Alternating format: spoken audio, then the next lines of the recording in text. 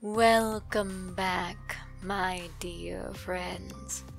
Are you well tonight?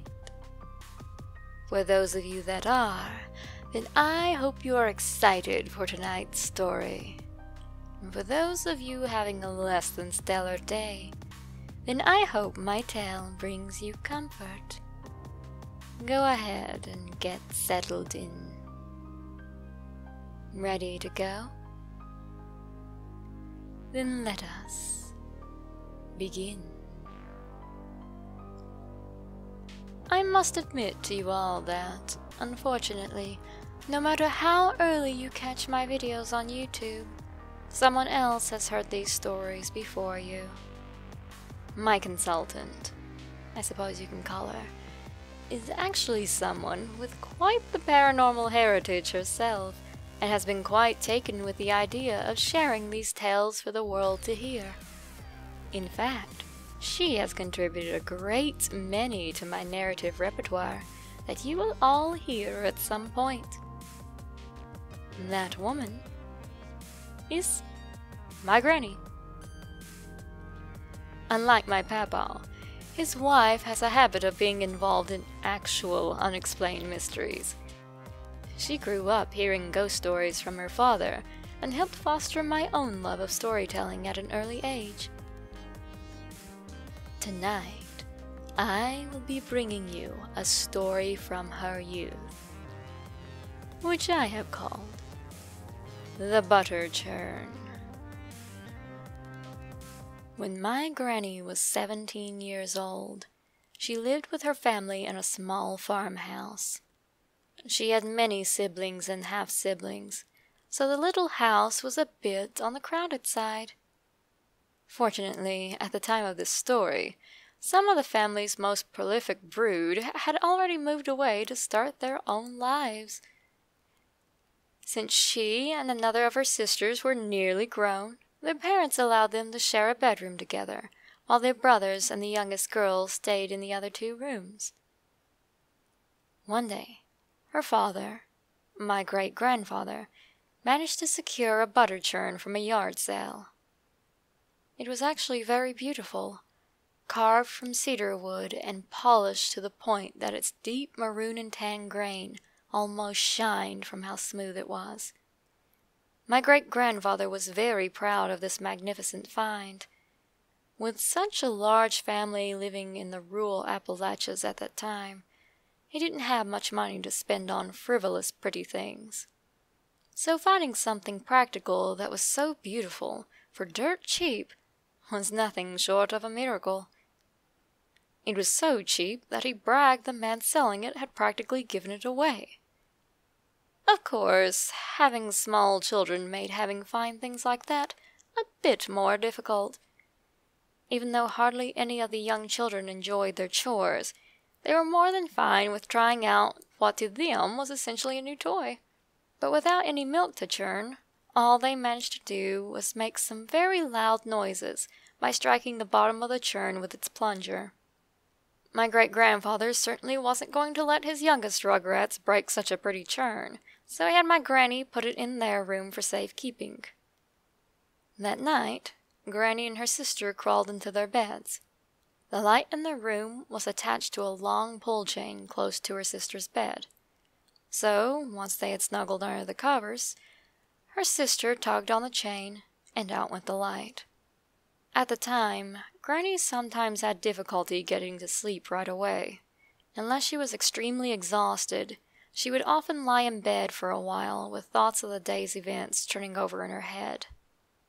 So it came as little surprise that, after the sounds of a busy household had faded away for the night, she found herself still staring up at the ceiling, thinking.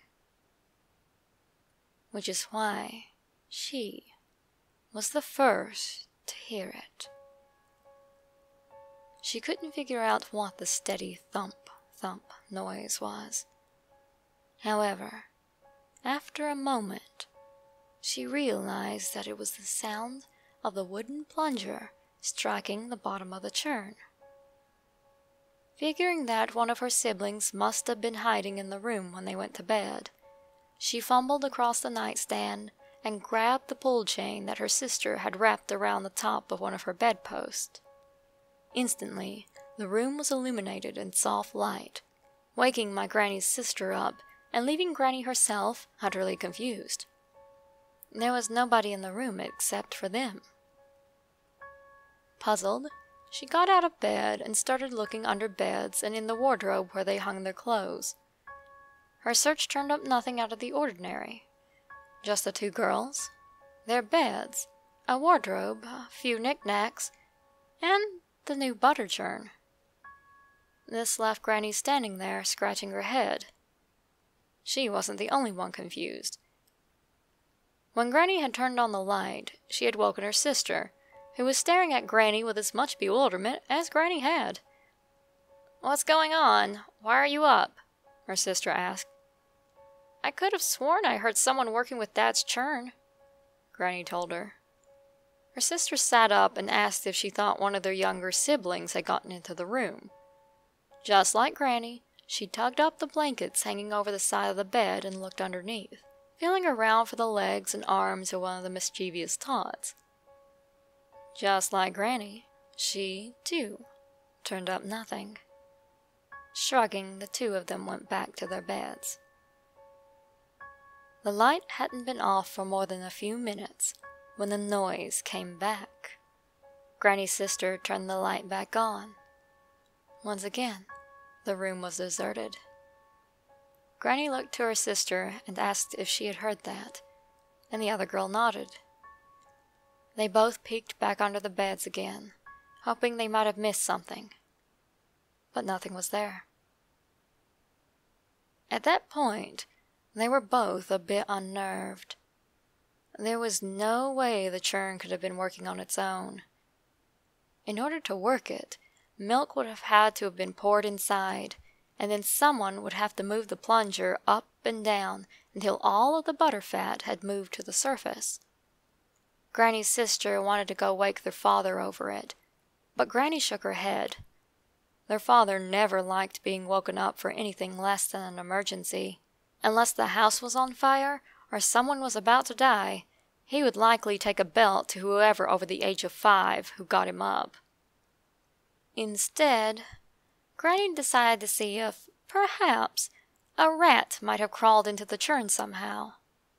Upon checking, she found that it was still empty. There really was no reason that the churn should have been making noise. As unnerved as she was, it wasn't something she was going to get her father up over, so she decided to crawl back into bed. Once again, a few minutes after the light was off, the butter churning sound started back up again. At that point in Granny's life, she hadn't experienced a great deal of the paranormal. However, she had heard plenty of stories from her parents and other family members. An Appalachian child who had never heard a ghost story was an unfortunate soul indeed. Upon hearing the phantom sounds, she just knew it had to be a ghost. To her credit, she didn't begin screaming until her sister did. However, once one girl sounded off, the other couldn't help herself. Their ear-piercing shrieks quickly drew the angry stomping footsteps of their father, who flung the door open and called to them, wondering what the commotion was about. All Granny could do was point. Her sister, however, eventually found her words and started shouting about what had happened. Of course, her father didn't believe her. In fact, he accused them of just wanting to get out of the chore of safeguarding the churn from the smaller children. After showing them that there was no possible way the churn could have moved on its own, he gave them a very sound lecture about waking him up and threatened to punish them if they ever did it again over what was clearly 2 girls scaring one another. Then he shut the door, leaving the girls both in the dark. As terrified as they were of the creepy goings-on with the churn, they were far more scared of their father. That's why, when the churn started a few minutes later, Granny did her best to hold in the terrified scream that wanted desperately to escape. Over in the next bed, she could hear her sister hiccuping with soft sobs.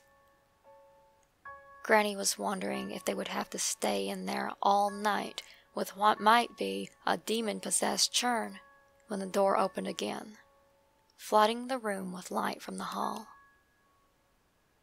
She looked up to see her father looking at the Churn, his features twisted in horror and his face pale. He looked over at Granny.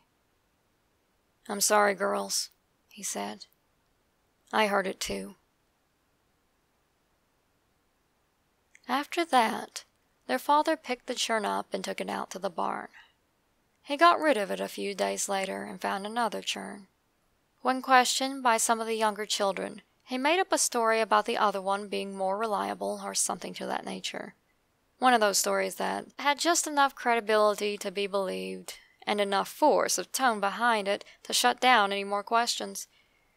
The two oldest girls and their mother knew what really happened, but since the sister was too torn up about the incident, neither of them mentioned it in front of her again.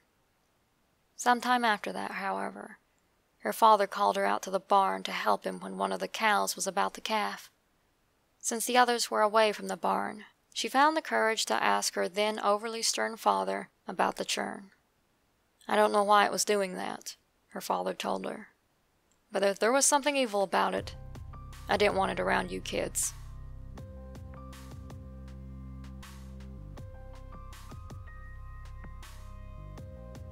And that was the butter churn. I hope you guys enjoyed it. What do you think was the reason the mysterious butter churn was making its noises? Please put your theory down in the comments below. Now, be a dear and hit those like and subscribe buttons. Don't forget to hit that notification bell too, so you can catch the next video as soon as it comes out. Good night, my dumplings. May all your dreams be spooky. And I'll catch you in the next video.